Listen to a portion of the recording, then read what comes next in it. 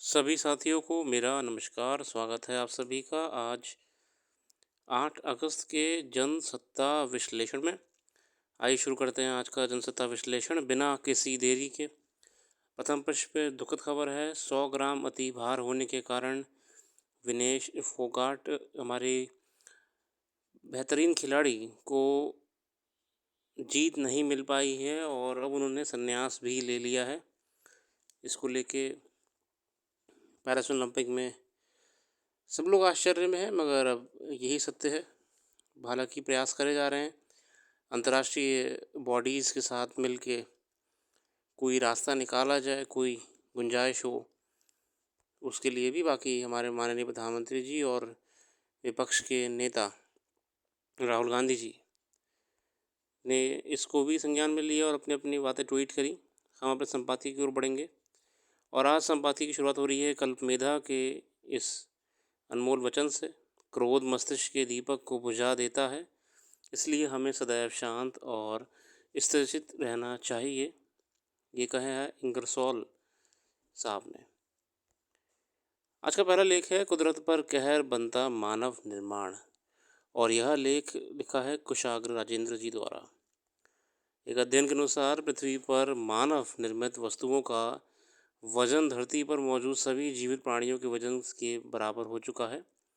2020 में नेचर पत्रिका में प्रकाशित एक गणनात्मक शोध के मुताबिक मनुष्य द्वारा बनाई गई वस्तुओं का कुल वजन 1.1 लाख करोड़ टन तक पहुंच गया है। मतलब जो हम लोगों ने इस धरती पे चीज़ें बनाई हैं उसका वजन 1.1 लाख करोड़ पहुंच चुका है। मतलब हम लोगों ने इतना वेट, इतना चीज़ों का निर्माण कर दिया है, टन। यानी पृथ्वी पर मौजूद ब्रह्मांड में उसकी खास पहचान जीवन का दायरा ही सिकुड़ता गया है। यानी जैव भार तुलनात्मक रूप से कम हो रहा है। कंक्रीट और कोलतार की सड़कें, फुटपाथ, कांच, धातु और कंक्रीट की गगनचुंबी इमारतें से लेकर प्लास्टिक की बोतलों इत्यादि सब मानव जनित निर्माण एवं चीज़ें सब जगह देखी जाती हैं। पृथ्वी की उम्र में लिहाज से हाल तक इस धरती पर मनुष्य और अन्य प्राणी विभिन्न रूपों में एक अद्भुत जीव जैसे ही रह रहे, जो पूरी तरह यहाँ के विशाल पारिस्थितिकी तंत्र के अनाम हिस्से जैसा रहते आए हैं। पर शरीर में आए कुछ महत्वपूर्ण बदलाव से मानव विकास की गति दी और देखते देखते बहुत कम समय में मनुष्य धरती पर एक मुख्य जीव के रूप में उभरा है। हाँ देखिए साथियों, एवोल्यूशन जो हुआ है ह्यूमंस का, होमोसेपियंस का, वह बाकी जीव प्राणियों से ज़्यादा हुआ है ना। और इसीलिए हम लोगों ने कहीं ना कहीं अर्थ को डोमिनेट कर लिया। अर्थ को हमने डोमिनेट कर लिया है, हमने अर्थ को अपने हिसाब से अनुकूल बना दिया है। और इसी वजह से हम जो बायोलॉजिकल साइकिल है अर्थ की, जो इकोसिस्टम है, हम उसको अब ऑल्टर करना शुरू कर दे रहे हैं। हम पहले जो नॉर्मल साइकिल चल रही थी अर्थ की, अब ह्यूमंस का जैसे जैसे विकास होता गया वह उस गति को बढ़ाना शुरू कर दिया है एवं संसाधनों का पहले के मुकाबले ज़्यादा दोहन करना शुरू कर दिया है। और बदले में जो दे रहा है वह सिर्फ और सिर्फ विनाश ही है। पृथ्वी पर बड़े बदलाव की शुरुआत कृषि की शुरुआत से हो चुकी थी और औद्योगिक क्रांति के बाद निर्माण कार्य और धरती के स्वरूप में व्यापक स्तर पर परिवर्तन शुरू हुआ, जिसके परिणाम स्वरूप मानव निर्माण अब समग्र जीवन तंत्र से भारी हो चला है। मानव निर्मित वस्तुओं से तात्पर्य उन सारी वस्तुओं से है जिसका निर्माण पूर्णतः या आंशिक रूप से मनुष्य द्वारा जारी हुआ है।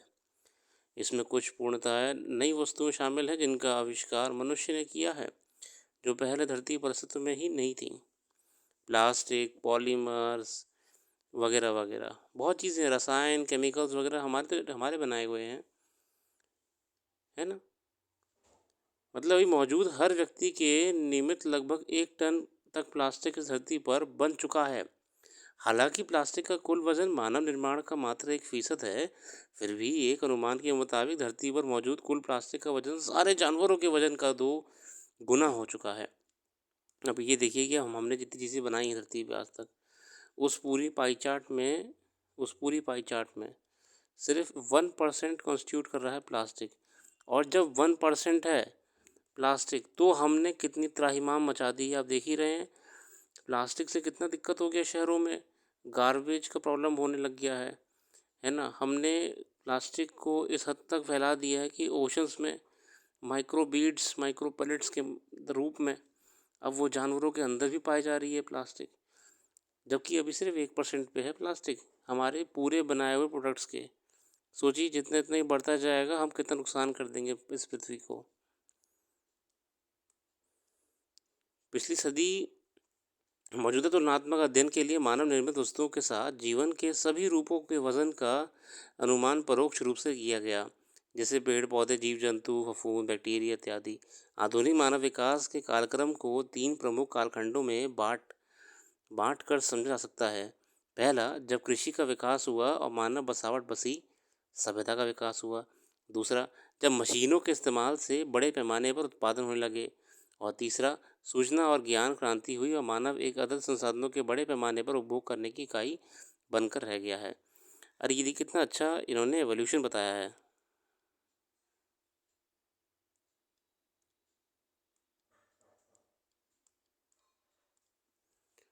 कितना अच्छा अध्ययन बताया है। देखिए मानव, ये रहा मानव। इन्होंने स्टेज बताई हैं, इन्होंने 3 स्टेज बताई हैं कि कहाँ से मतलब मैटर शुरू हुआ। पहली स्टेज में क्या बताया, पहली स्टेज में बताया है कि एग्रीकल्चरल मानव बना। हमने कृषि से शुरुआत करी, है ना, अपने आप को जीवन जीने की, पाल पोस के बड़ा करने की, आगे आने वाली पीढ़ियों को हमने कृषि से शुरुआत करी। कृषि से हमारा प्रमुखतः विकास शुरू हुआ। फिर दूसरी चीज़ उन्होंने बताई है कि हमने शुरू करा औद्योगिक क्रांति। हम मशीनों का आविष्कार करा। मशीनों का आविष्कार करने से क्या हुआ, बड़े बड़े उद्योग लगना शुरू हुए। यह बड़े बड़े उद्योग ही थे जो कि यह बड़े बड़े उद्योग ही थे जो कि आने आगे आने सॉरी सवेरेज हो गया। ठीक है, मानव पहली स्टेज क्या बताई अपन ने, एग्रीकल्चरल मानव। ये इन्होंने एक जनरल अजम्पशन बताया है कि कैसे डेवलपमेंट हुआ है हमारे ह्यूमंस का, और कैसे हमने चीज़ों को चेंज करना शुरू कर दिया है। तो सबसे पहले एग्रीकल्चरल मानव हुआ आपका, है ना। उसने कृषि से अपना जीवन को जीना शुरू करा। जैसे कृषि का निर्माण हुआ, गांव का निर्माण हुआ, घर का निर्माण हुआ, परिवार का निर्माण हुआ, ऐसे से पूरी एक एक समाज का निर्माण हुआ। इसके बाद जो सेकंड स्टेज बताया है वो बताया है आपका औद्योगिक। धीरे धीरे हमने जब मशीनों का आविष्कार करना शुरू कर दिया, हमने उद्योग डालना शुरू कर दिए, भारी मात्रा में मैन्युफैक्चरिंग शुरू हो गई। तो कृषि से हटके अब एक अलग ही लेवल पे रॉ मटेरियल से लेके सब चीज़ का दोहन होना शुरू हो गया, और अब बड़े स्तर पे हम संसाधनों का उपयोग करना शुरू कर दिए। और तीसरा उन्होंने उदाहरण देके बताने का प्रयास करा है कि तीसरा सबसे बड़ा जो लीप है, जाइंट लीप जैसे हम कहेंगे, वो है तकनीक का विस्तार होना। कंज्यूमरिज्म को डेवलप करने में तकनीक का बहुत बड़ा रोल रहा है। अब देखिए पहले के मुकाबले जो कंज्यूमर्स थे वह अब ज़्यादा हैं। अब कंज्यूमरिज्म ई टेक्नोलॉजी के आने के माध्यम से और कॉम्प्लेक्सेस बनने के माध्यम से, मॉल्स बनने के माध्यम से, अब वो मानव बन गया है जो बहुत भारी मात्रा में कंज्यूम भी कर रहा है। तो ये एक मतलब एक मेजर डेवलपमेंट जो हुआ है ह्यूमंस में, इसको लेखक ने समझाने का प्रयास करा है। मतलब कि आज की तारीख में हम लोग जानते ही हैं कि बड़ी बड़ी ई कॉमर्स वेबसाइट्स हैं। हम लोग कंज्यूमर बन गए। अब हम जो चीज़ें चाहिए नहीं भी होती हैं वो भी हम देख के पसंद कर लेते हैं और मंगा लेते हैं। इस हिसाब से हमने प्रकृति का इस्तेमाल और उपयोग करने में परिवर्तन देखा है। शुरुआत जहाँ से हुई थी और आज कहाँ से कहाँ पहुँच चुके हैं। और आज की तारीख में इन तीनों के होने से जो हमने योगदान पृथ्वी के जैव चक्र को दिया है, वह ही हमारा जो भार है हम उससे बढ़ा रहे हैं। ठीक है, पृथ्वी पे। आइए देखते हैं आगे क्या क्या कहना। मानव के आधुनिक विकास का असर न केवल मानव निर्माण में झलकता है बल्कि धरती के पारिस्थितिक तंत्र और जंगली जानवरों की विविधता पर भी बड़े पैमाने पर पड़ा है। 2022 की लिविंग प्लानट रिपोर्ट के अनुसार, देखिए 2022 की जो लिविंग प्लानट रिपोर्ट थी इसका यहाँ पे उन्होंने जिक्र करा है लिविंग प्लानट रिपोर्ट का, और इस रिपोर्ट के माध्यम से आने का प्रयास करा है के अनुसार पिछले 50 वर्ष में पृथ्वी पर प्राकृतिक रूप से पाए जाने वाले जीवन के विविध रूपों में 69% तक की गिरावट आई है। मतलब डाइवर्स स्पीशीज़ में अलग अलग रूप में, चाहे एल्गे से गिनना शुरू कर दीजिए एनिमल तक, 69% तक की गिरावट आई है। लैटिन अमेरिका, अफ्रीका और एशिया क्षेत्र में यह गिरावट बहुत बड़े पैमाने पर हुई है।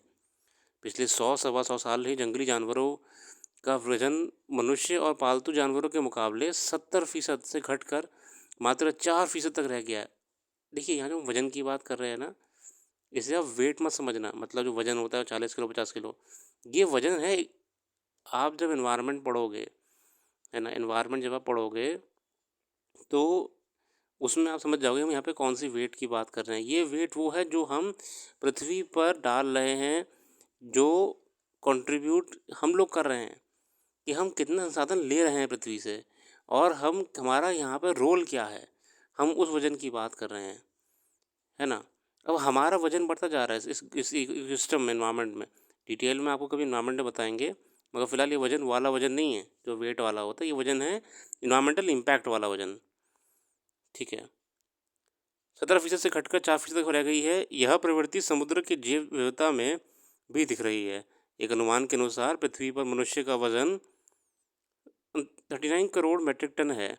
वहीं पालतू स्तनधारी जानवरों का वजन 63 करोड़ मेट्रिक टन है, जबकि वन्य प्राणी धरती पर और समुद्र दोनों मिलाकर 6 करोड़ मेट्रिक टन ही बचे हैं। तो यह चिंता का विषय है। जो हम प्रकृति के साथ खिलवाड़ कर रहे हैं, इसका भारी नुकसान हमको आने वाली पीढ़ियों को झेलना पड़ सकता है। इसके अलावा ये वाला लेख है विनेश फोगाट जी के साथ हाल ही में हुई घटना को लेके। वजन, अब इन अच्छा, यहाँ पे जो वजन की बात कर रहे हैं, ये वाला वजन वेट वाला वजन है, ठीक है ना। ये वाला वजन इकोलॉजिकल वजन है, ठीक है, और ये वाला वजन वेट वाला वजन है जो 100 ग्राम ज़्यादा आया है। ये वाला आर्टिकल पढ़ लीजिएगा आप, मैं उस पर नहीं जाऊँगा, अभी हम यूपीएससी पे रुके रहेंगे तो ज़्यादा बढ़िया है। और लापरवाही किया दिव्यांग बच्चों और अन्य विशेष व्यक्तियों को उनके परिजन इसलिए आश्रय गृहों में भर्ती कराते हैं कि प्रशिक्षण और बेहतर देखरेख से उनकी जीने की राह आसान हो सकेगी। मगर इंदौर के एक बाल आश्रम में हैज़ा का प्रकोप से कई बच्चे और दिल्ली में मानसिक रूप से दिव्यांग लोगों को आश्रय गृह में कई की मौत ने गंभीर सवाल खड़े किए हैं। आश्रय गृहों में दिव्यांगों का खास ख्याल रखना तो दूर, उन्हें बुनियादी सुविधाएं भी मुहैया नहीं हो पा रही हैं। मसलन स्वच्छ पेयजल, संतुलित आहार, स्वच्छता समय पर चिकित्सा जांच। दिल्ली और ग्वालियर और ये आपका इंदौर में ना, अभी ये जो शेल्टर होम्स होते हैं जिनका निर्माण इनकी देखरेख के लिए करा गया है ना, जो थोड़े से डिसेबल्ड लोग हैं, मेंटली इल बच्चे होते हैं, मानसिक रूप से दिव्यांग होते हैं, उनको, उनके लिए शेल्टर होम्स बनाए जाते हैं। जैसे बहुत से परिवार छोड़ जाते हैं, उनको नहीं रखना चाहते अपने परिवारों में। अब ये खबर दुखद निकल के आई कि शेल्टर होम्स में इतनी बुरी हालत है, इतनी बुरी गंदगी है, कोई मेडिकल ट्रीटमेंट नहीं होता है। डॉक्टर आते हैं अपने अटेंडेंस लगा के बस चले जाते हैं, कोई नहीं बैठता है। ये बहुत ही शर्मनाक है इस देश के लिए कि कोई जिम्मेदारी लेना चाहता ही नहीं है दिव्यांग लोगों की, मगर फर्जी सर्टिफिकेट हर कोई बनाना जानता है कि लोकोमोटर डिसेबिलिटी लगा के आईएएस बन जा रहे हैं।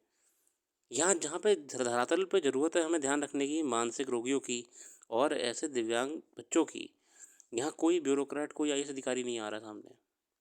इंदौर के शासकीय बाल चिकित्सालय के अधीक्षक का कहना है कि बाल आश्रम की एक बच्ची को हाल ही में जब गंभीर हालत में अस्पताल ले गया तो तब वह उल्टी, दस्त और शरीर में पानी की कमी की समस्या से पीड़ित थी और कुपोषण का शिकार थी।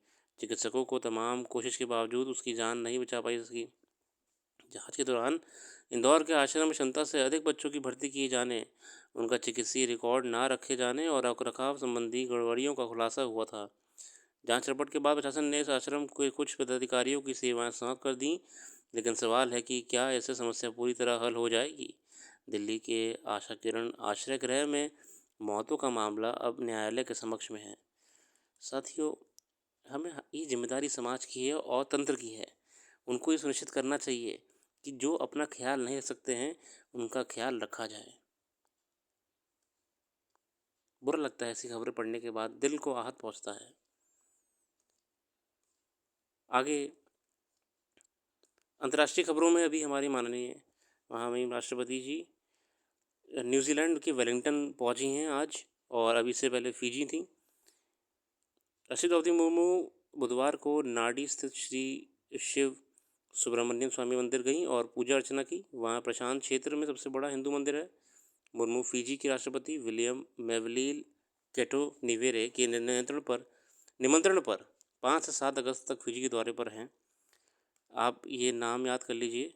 नाम क्या है राष्ट्रपति का, प्रेसिडेंट का नाम क्या है फिजी के प्रेसिडेंट का नाम?